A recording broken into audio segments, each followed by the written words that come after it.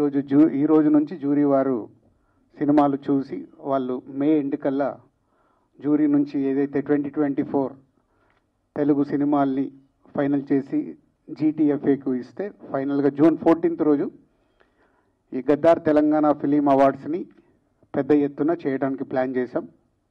So దానికి deputy CM గారు బట్టి విక్రమార్క గారు, అలాగే ఫిల్మాటోగ్రఫీ మినిస్టర్ కోమటిరెడ్డి వెంకటరెడ్డి గారు, సో వాళ్ళ ఆధ్వర్యంలో స్టేట్ గవర్నమెంట్ సీఎం గారి ఇన్స్ట్రక్షన్ మీద చాలా గ్రాండియర్గా చేయాలని ప్లాన్ చేస్తున్నాం. సో దానికి ఈరోజు మొదటి రోజు. సో మీ అందరికీ వెల్కమ్. సో మీరు 2024 నిజాయితీగా మీరు మీ జ్యూరీ మెంబర్స్ సెలెక్ట్ చేసిన సినిమాలకి అవార్డ్స్ వచ్చేలాగా ప్లాన్ చేద్దాం. Thank you. నీళ్ళు పెద్దలు డిప్యూటీ సీఎం బట్టి విక్రమార్క గారు, FDC చైర్మన్ దిల్రాజు గారికి, మా MD హరీష్ గారు, జ్యూరీ చైర్పర్సన్ జయసుధ గారికి, విచ్చేసిన ఆహుతులందరికీ నమస్కారాలు తెలియజేసుకుంటూ, చాలా బాధాకరమైన రోజు నిన్నటి రోజు. ప్రపంచ శాంతి దూతగా 88వ సంవత్సరం, దాదాపు అంటే 70 సంవత్సరాలు శాంతి కొరకు, ప్రజల కొరకు, ప్రభువు సేవ కోసం చేసిన వ్యక్తి ఈ లోకాన్ని వెళ్ళిపెట్టడం జరిగింది. దాని మూలంగా ఈ ప్రోగ్రాం కూడా కట్ చేస్తూ మళ్ళా గౌరవ డిప్యూటీ సీఎం గారి ఆదేశాల మేరకు గౌరవ ముఖ్యమంత్రి గారు కోరిన విధంగా 14 జూన్ రోజు పెద్ద ఎత్తున హైటెక్స్లో దాన్ని నిర్వహించామని జ్యూరీ చైర్పర్సన్ గారికి, మిగతా మెంబర్స్ని కూడా కళాత్మకమైన సినిమాలని, అందులో ఈ సమాజానికి పనికొచ్చే సినిమాలను కూడా మీరు గుర్తించి మీ కార్యక్రమాన్ని వితౌట్ పొలిటికల్ ఎంటర్ప్రైజ్ ఉంటుంది, మీరు సజావుగా చేయండి. 2011 తర్వాత మొట్టమొదటిసారి తెలంగాణ రాష్ట్రంలో ఈ అవార్డు కార్యక్రమం గద్దర్ గారి పేరు మీద ఏర్పాటు చేసుకోవడం చాలా సంతోషకరం. గద్దర్ అంటే ఒక మామూలు వ్యక్తి కాదు, ఆయన ఒక శక్తి. అట్టడుగు ప్రజల నుంచి తెలంగాణ ఉద్యమం వరకు పేద ప్రజల కోసం పోరాటం చేసిన వ్యక్తి కాబట్టి ఎవరైనా విమర్శలు చిన్న చిన్నవి వచ్చినా వారి పేరు మీద నిలబెట్టుకోవాలని ఒక నిర్ణయం తీసుకున్నాం మేము.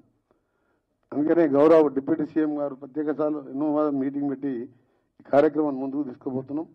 తప్పకుండా మనం 14 ప్రోగ్రామ్ సక్సెస్ చేసుకొని ఇక ముందు కూడా తెలుగు చలనచిత్ర రంగాన్ని హైదరాబాద్లో అన్ని విధాలుగా ప్రోత్సహించడానికి మా ప్రభుత్వం సిద్ధంగా ఉందని తెలియజేసుకుంటూ మరొకసారి పోప్ ఫ్రాన్సిస్ గారికి నివాళులు అర్పిస్తూ ఆ ప్రభు ఆశ వారికి ఆత్మకు సంతృప్తి కలవాలని కోరుకుంటూ ముఖ్యంగా ఉంటాయి. గౌరవ రాష్ట్ర మంత్రివర్యులు, ముఖ్యంగా సినిమాటోగ్రఫీకి సంబంధించినటువంటి పెద్దలు కోమటిరెడ్డి వెంకటరెడ్డి గారికి, అట్లాగే INPR కమిషనర్ హరీష్ గారికి, film development corporation chairman Shri Dilraj గారికి, ఈ జ్యూరీ చైర్పర్సన్ శ్రీమతి జయసుధ గారికి, జ్యూరీ సభ్యులకి, ఇతర మిత్రులందరికీ కూడా ముందుగా నా హృదయపూర్వకమైనటువంటి నమస్కారాలు. ముందుగా ఇప్పుడే కోమటిరెడ్డి వెంకటరెడ్డి గారు చెప్పినట్టుగా పోపు గారు పరమపదించారు కాబట్టి వారి ఆత్మశాంతి చేకూరాలని చెప్పి మనం ఇప్పటికే మౌనం పాటించాం.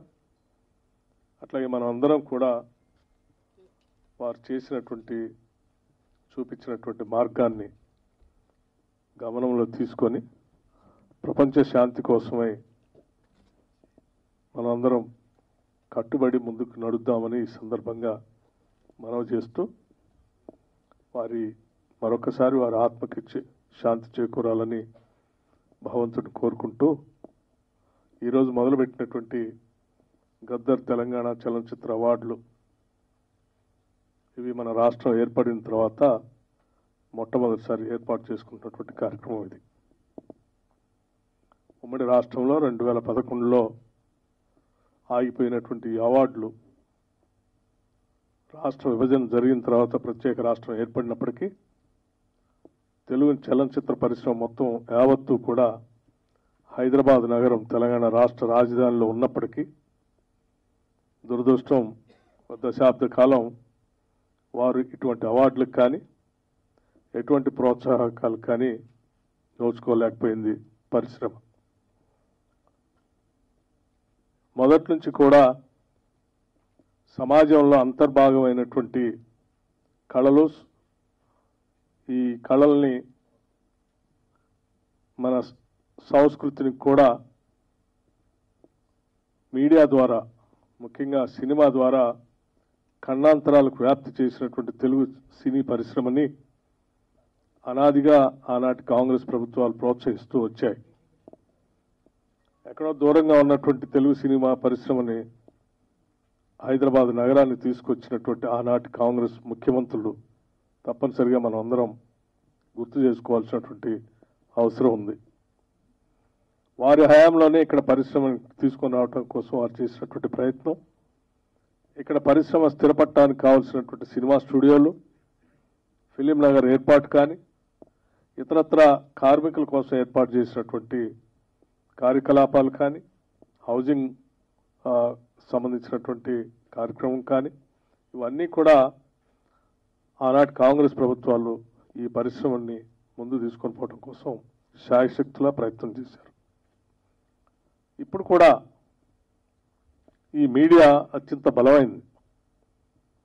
సమాజానికి ఉపయోగపడేటట్టుగా కథలు కథనాలతో సినిమాలు తీస్తూ సమాజ అభివృద్ధి కోసం, సమాజంలో ఉన్నటువంటి పరిస్థితుల్ని ఆకలింపు చేసుకొని విలువలను ప్రోత్సహించడం కోసం చాలా బలంగా ముద్ర వేసేటువంటి ఈ మీడియాని మనం ఎప్పుడు కూడా కాపాడుకుంటూ ముందుకు పోవాల్సినటువంటి అవసరం, బాధ్యత పాలకులపైన ఉంది. నిత్యం సమాజ పరివర్తన కోసం, తద్వారా ప్రజల జీవన స్థితిగతులు మెరుగుపడటం కోసం, విలువలతో కూడినటువంటి సమాజ నిర్మాణం కోసం బలంగా ఉపయోగపడేటువంటి ఈ తెలుగు సినీ పరిశ్రమని బాధ్యత కలిగినటువంటి ప్రభుత్వాలు ప్రోత్సహిస్తూ వాటి ద్వారా ప్రజల సందేశాన్ని ఇప్పించాల్సినటువంటి అవసరం కూడా ఉందని ఈ ప్రభుత్వం భావిస్తూ ఉంది. అందుకే ముఖ్యమంత్రి శ్రీ రేవంత్ రెడ్డి గారు, కాంగ్రెస్ ప్రభుత్వం వారి నాయకత్వంలో ఒక నిర్ణయం చేసి దశాబ్ద కాలం పైబడి తెలుగు సినిమా పరిశ్రమని పూర్తిగా నిర్లక్ష్యం చేయటం ఇది మంచి సాంప్రదాయం కాదు, ఇది మంచిది కాదని చెప్పి ఆలోచన చేసి తప్పనిసరిగా మనం ఈ తెలుగు సినిమా పరిశ్రమను ప్రోత్సహించాల్సిన అవసరం ఉందని చెప్పి ఒక నిర్ణయం తీసుకొని మళ్ళీ తిరిగి తెలుగు చలనచిత్రాలకు సంబంధించినంత వరకు, తెలుగు చలనచిత్రాలే కాదు ఈ ప్రాంతానికి సంబంధించిన ఉర్దూ మీడియంకు సంబంధించినటువంటి చిత్రాలను కూడా ప్రోత్సహించాలనేటువంటి ఆలోచనతో గద్దర్ తెలంగాణ చలనచిత్ర అవార్డులు 2024ని మొట్టమొదటిసారిగా ఈ రాష్ట్రంలో ప్రవేశపెట్టాం. దీనికి చాలా కారణాలు కూడా ఉన్నాయి. గద్దర్ తెలంగాణ చలనచిత్ర అవార్డులు అనంటే తెలంగాణ సంస్కృతి, తెలంగాణ గుండె చప్పుడిని తన కళల ద్వారా విశ్వవ్యాప్తం చేసినటువంటి మహానుభావుడు గద్దర్.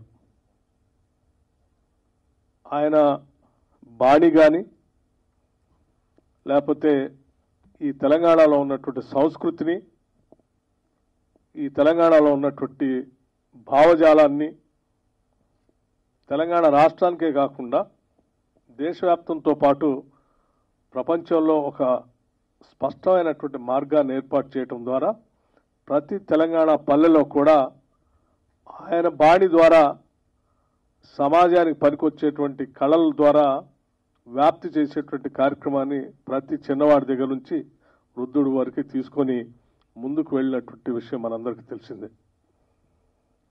ఒక శతాబ్దానికి ఒక మనిషి అటువంటి వాళ్ళు పుడతారు. అటువంటి వాళ్ళు తెలంగాణ రాష్ట్రంలో పుట్టడం తెలంగాణ రాష్ట్ర అదృష్టంగా మేమంతా భావిస్తూ ఈ రాష్ట్ర అభివృద్ధి కోసం, తెలంగాణ రాష్ట్ర ఆవిర్భావం కోసం ఆయన పెద్ద ఎత్తున పాదయాత్ర చేసి సింగరేణి కాలనీస్ నుంచి మొదలుపెట్టి ఆదిలాబాద్ వరకు తన పాటతో తెలంగాణ రాష్ట్ర ఆవిర్భావానికి పెద్ద ఎత్తున ఊపిరి పోసిన మహానుభావుడి పేరు మీద ఆ కల్చర్ ద్వారా తీసుకొచ్చినటువంటి విప్లవం ద్వారా వచ్చినటువంటి ప్రక్రియతో ఇక్కడ ఉన్నటువంటి ప్రజలందరూ కూడా పెద్ద ఎత్తున ఉద్యమంలో పాల్గొని ప్రత్యేక రాష్ట్ర ఆవిర్భావానికి నాంది పలికారు. అటువంటి వ్యక్తి పేరు మీద ఈ కళలకు పుట్టినిల్లు అయినటువంటి హైదరాబాద్ నగరంలో ఉన్నటువంటి తెలంగాణ తెలుగు చలనచిత్ర పరిశ్రమని పూర్తిగా పెద్ద ఎత్తున ఈ దేశంలోనే కాదు ప్రపంచంలో కూడా ఎంత పెద్ద ఎత్తున సినిమా అవార్డులు చేసుకుంటారో అంతకంటే గొప్పగా హైదరాబాద్ నగరంలో చేయాలనేటువంటి ఆలోచనతోనే ఈ రాష్ట్ర ప్రభుత్వం చాలా స్పష్టంగా ఉంది. నేను మా మంత్రి గారు కోమటిరెడ్డి వెంకటరెడ్డి గారు కానీ లేకపోతే మా ఇతర మంత్రివర్గ సహచరులు కానీ ముఖ్యమంత్రి గారు కానీ లేకపోతే ఫిలిం డెవలప్మెంట్ చైర్మన్ గారు కానీ అందరూ కలిసి కూర్చొని ఒకటే నిర్ణయం చేశారు. నా భూతో నా భవిష్యత్ హైదరాబాద్ నగరంలో జరిగేటువంటి చలనచిత్ర సంబంధించినటువంటి అవార్డులు ప్రతి దగ్గర మాట్లాడుకోవాలి. ఎక్కడ అలా జరగాలి అని చెప్పి మిగతా వాళ్ళు దీని గురించి మాట్లాడుకోవాలి. ఆ స్థాయిలోనే ఈ ఫంక్షన్ కూడా ఉండాలని దానికి కావలసినటువంటి అన్ని సహాయ సహకారాలు రాష్ట్ర ప్రభుత్వం ద్వారా అందిస్తామని వారు చాలా స్పష్టంగా ప్రభుత్వం తరఫున ఇప్పటికే చెప్పడం జరిగింది. ఈ జరిగేటువంటి ప్రక్రియలో ఎటువంటి భావబంధాలకి లేకపోతే రాగద్వేషాలకు అతీతంగా ఈ జ్యూరీలో సినిమాలను మీరు సెలెక్ట్ చేసి సందేశాత్మకమైనటువంటి సినిమాలతో సమాజానికి ఉపయోగపడేటువంటి కార్యక్రమాన్ని ముందుకు తీసుకొని పోయే ప్రక్రియలో సెలక్షన్ కూడా అంత ట్రాన్స్పరెంట్గా చేయాలని తద్వారా అందరినీ ప్రోత్సహించడానికి ఉపయోగపడుతుందని చెప్తూ చలనచిత్రాలతో పాటు చాలా మిగతా అవార్డులు కూడా ఇందులో పొందుపరిచాం. వ్యక్తులుగా చలనచిత్ర పరిశ్రమకి గొప్ప పేరు తీసుకొచ్చినటువంటి మహానుభావులందరినీ కూడా వాళ్ళ పేరు మీద కూడా ప్రత్యేక అవార్డులు ఇందులో పొందుపరిచి వారి పేరు మీద కూడా అవార్డులు ఇచ్చే కార్యక్రమాన్ని చేపడతా ఉన్నారు. ఇదంతా రేపొద్దున భవిష్యత్ తరాలకి స్ఫూర్తిదాయకంగా ఉండాలని చెప్పి మనస్ఫూర్తిగా కోరుకుంటూ ఈ కార్యక్రమాన్ని విజయవంతం చేయవలసిందిగా విఘ్నులైన సినీ పరిశ్రమ పెద్దలందరికీ కూడా నేను విజ్ఞప్తి చేస్తూ మరొకసారి పోప్ గారి ఆత్మకు శాంతి చేకూరాలని చెప్పి కోరుకుంటూ సెలవు తీసుకుంటున్నాను.